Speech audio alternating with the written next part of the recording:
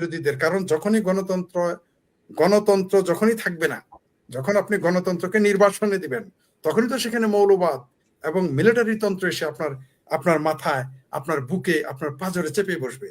তার জন্য তো আজকে আমরা মানে বিস্ময়কর ভাবে দেখলাম যে ৭৭টি আসন জামাতকে উপহার দিল এই ওয়াকার সাহেব।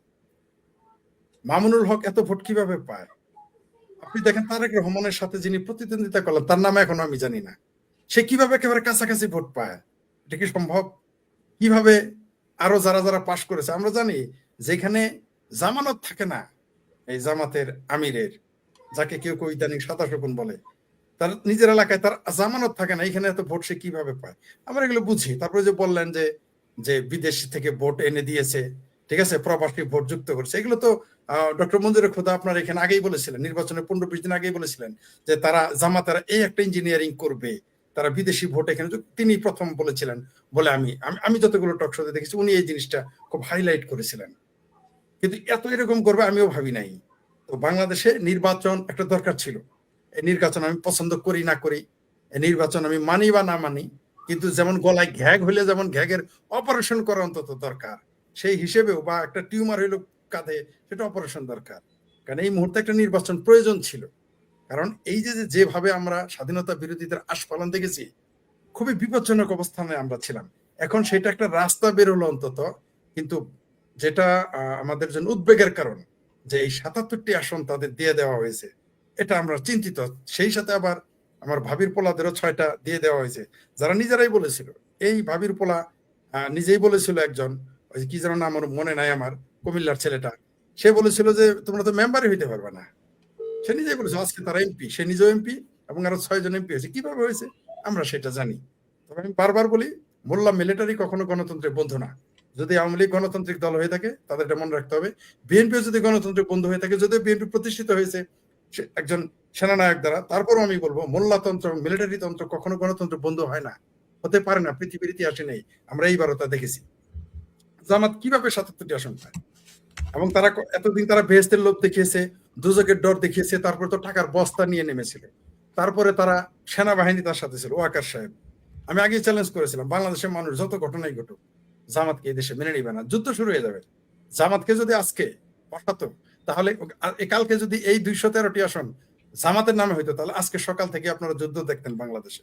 গৃহযুদ্ধ না, সরাসরি যুদ্ধ হতো।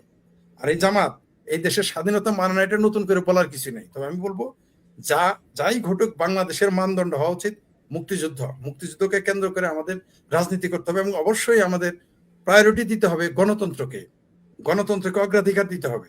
আপনি দেখেন, বিএনপির জন্মদাতা, জামাতের জন্মদাতা বলতে গেলে বিএনপি। দেখেন, পাকিস্তানের প্রধানমন্ত্রী তারেক রহমানকে শুভেচ্ছা জানিয়েছে, নরেন্দ্র মোদী শুভেচ্ছা জানিয়েছে, মমতা ব্যানার্জি তাকে স্নেহ ছোট ভাই হিসেবে সম্বোধন করেছে তারেক রহমানকে।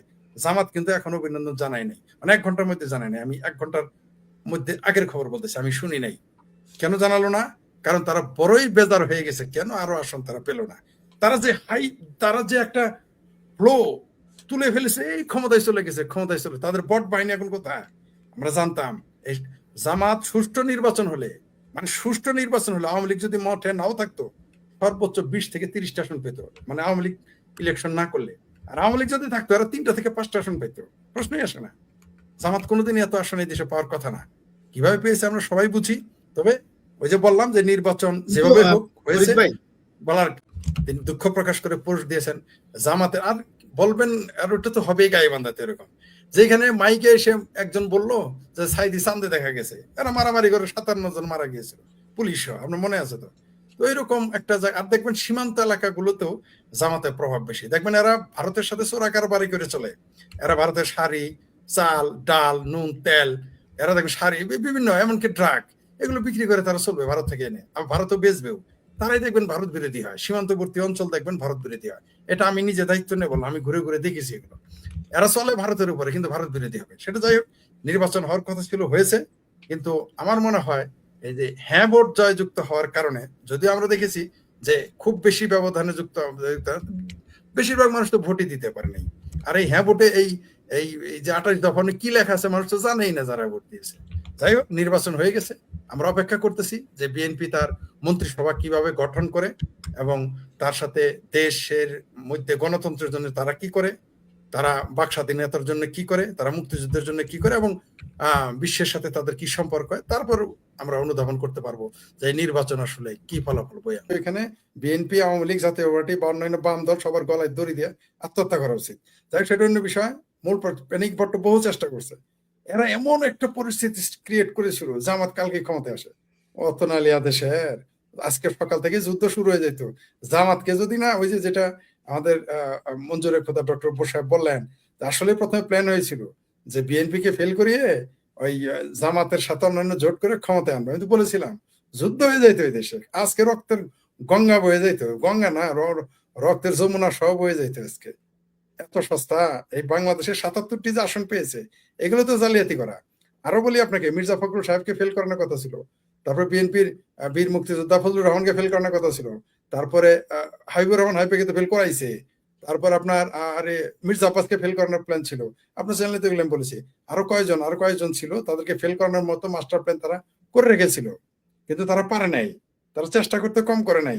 এরা ওই যে বিদেশি ভোট, ওই যে ফলস কিছু ভোট যুক্ত করে এখানে ৭৭টি, ওই যে বললেন যে আমার ভাবির পোলারা পাশ করছে অনুরোধের আসন হিসেবে, তারপর জামাতের কিছু হয়েছে, সেনাবাহিনীর এত মার্ক দিয়েন না, এত তুলসী পাতা ধুয়ে দিয়েন না, সেনাবাহিনীর অবদান আছে ৭৭টি স্বাধীনতা বিরোধী জামাতের আসন পাওয়ায়, কোনো সন্দেহ নাই।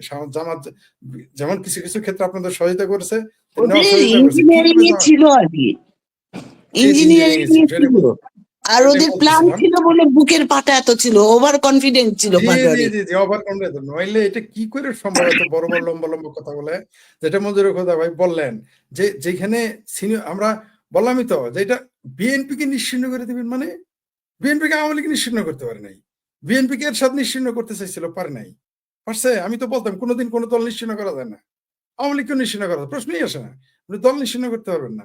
আর এই পাটোয়ারি কোথাকার কোথেকে উড়ে আসছে, 2 দিনের পরে গিয়ে ভাতের কয়ান্ন, শুক্রে 8 দিন হলো সে রাজনীতিবিদ হয়েছে, রাজনৈতিক মুসলমানই হয় নাই, সে বলে বিএনপি কে নিশ্চিহ্ন করে দেবে। এটা কি হয়? এটা সম্ভব? আর তারেক রহমানের প্রতিদ্বন্দ্বী মাত্র 4,000 ভোটের কম বেশি কি করে হয় ওই যে ঢাকা 17-তে? এটা কি সম্ভব? এটা সম্ভব? এটা কোনোদিন সেই ভোট পাবে? তাকে চেনে কে? তাকে কে চিনে? 17 আর বগুড়ার 6-এও ওনাকে হারাতে চাইছিল।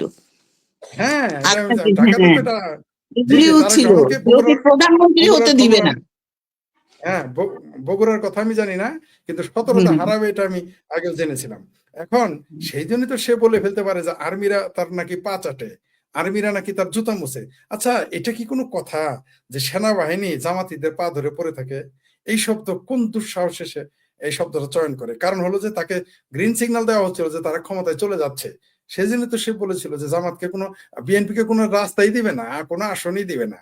কিন্তু ওই যে জামাতের যে সাদা শকুন, সেই তো নিজে পেল্টু, তার নিজের আসনে 2 বার জামানত হারাইছে, সেই লোক কিভাবে এখানে পাশ করে? আমরা এগুলো ভণ্ডামি বুঝি না।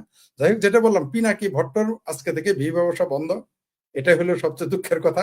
পিনাকির এখন দেখবেন পিনাকি কি বলবে, এখন পিনাকি বলবে আমি তো কমিউনিস্ট ছিলাম, অথবা বলবে গণজাগরণ মঞ্চ করতাম, এখন আমাদের গণজাগরণ মঞ্চের কথা বলবে। দেখেন আপনি, এখন সে বলবে আমি জামাত না। কারণ হলো এটাই তার বিজনেস, সে আসলে কার যে এজেন্ডা বাস্তবায়ন করে এটা আমরা এখনো কেউ জানি না। আরো কিছুদিন পরে হয়তো আমরা জানতে পারবো সে আসলে কি জামাতের পক্ষে, না বিএনপির পক্ষে, না বাংলাদেশের পক্ষে, না বিরুদ্ধে। সেটা এখনো যারা বুঝে না, আমরা যারা বোঝার আমরা বুঝে গেছি পিনাকি কি। আমরা ওখানে আলোচনা করতে চাই না, কারণ তার মার্কেট আজকে থেকে ডাউন। শেয়ার বাজারে যেমন ধস নামে না, তার মার্কেট শেষ। ওই যে পাখি বীজ বলে স্বঘোষিত পাখি বীজ সাংঘাতিক ইলিয়াস, বাংলাদেশ আগে চালাইতো 2 ইউটিউবার, একটা হইলো সাংঘাতিক ইলিয়াস আর একটা হইলো প্যানিক ভট্ট। এখন থেকে তাদের মার্কেট আজকে থেকে শেষ, কারণ পাবলিক জানে এরা কারা। কিন্তু এরা দেখবে সুর পাল্টাবে, এরা কারা যেন ঢাকার কি পাটোয়ারি নাকি স্বরাষ্ট্রমন্ত্রী বানাই ফেলছে, চিন্তা করে দেখেন। আচ্ছা, এই আমার ভাবির পোলারা না হয় বুঝে না, নাবালক বলে, অনেক ভট্ট তো নাবালক না, সারা জীবন ছাত্র রাজনীতি করছে, বাম রাজনীতি, ঢাকা রাজশাহী মেডিকেলে এত বড় নেতা, গণজাগরণ মঞ্চের এত বড় নেতা, তারে বুঝে আপনি বোকা মনে করেন? সেগুলো কেন বলতো? তারটা তো আপনি ছেলে খেলা হিসেবে নিতে পারেন না, তাদের লক্ষ্য উদ্দেশ্য ছিল। কিন্তু তবে আমি মনে করি, যেটা শুরুতেই বললাম, যে বাংলাদেশের গলায় একটা গ্যাগ ছিল, গ্যাগ তো বুঝে না পা, আমাদের জামালপুর পেশা গলা কোনটাকে গ্যাগ বলি, এই গ্যাগটা সরে গেছে। হ্যাঁ, এই নির্বাচনটা দরকার ছিল, এই নির্বাচন আমি পছন্দ করি না করি, এই নির্বাচন বিতর্কিত শতভাগ হলেও এই পরিবর্তনটা কিছুটা দরকার ছিল।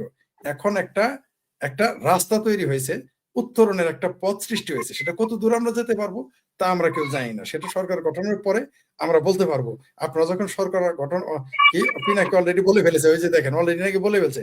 এখন সে বলবে যে সে বলবে এখন সে নাস্তিক, অথবা বলবে সে এখন বামপন্থী, অথবা সে বলবে এখন গণজাগরণ মঞ্চ। এখন আইসা মানে এদিকে চলে আসবে সে, এটাই নিয়ম।